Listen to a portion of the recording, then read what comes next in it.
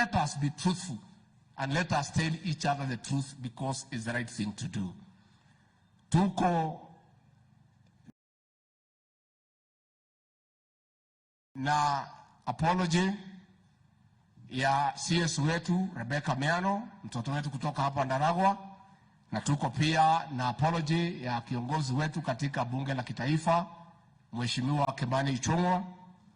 Pia hapa tuko na gavana wetu wa zamani, wapigiwe makofi Gavana Kimemia Mzea. Tuko pia na Gavana William Kabogo, tupigie makofi. Adwa nyumba itu mwego huko mwekuo ni mwakena ni kwa muthamaki witu uyu witagwo Ruto niwe mwathurire kwendera ka kuringiririo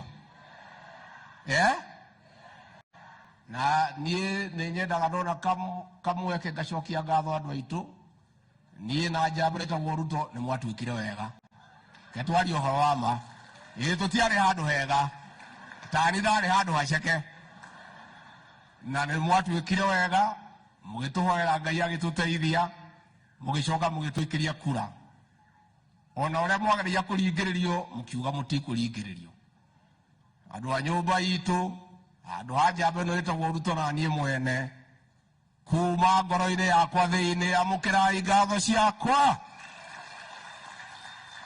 o ringi andu a nyumba itu kuma ngoro-ini yakwa thiini amukirai ngatho ciakwa. Rais wetu, tungekuomba kwa heshima usikize kilio cha Maumau.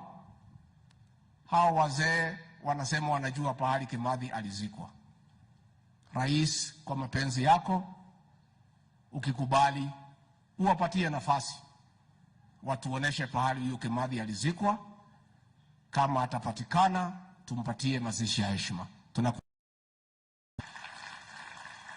Pia rais, nilikuwa hapa siku ya Jumapili katika ibada na Wakristo wale walikuwa na huyu mama wetu, wakaomba mimi na wewe, kwa sababu wanajua sisi ni watu ya kujenga makanisa.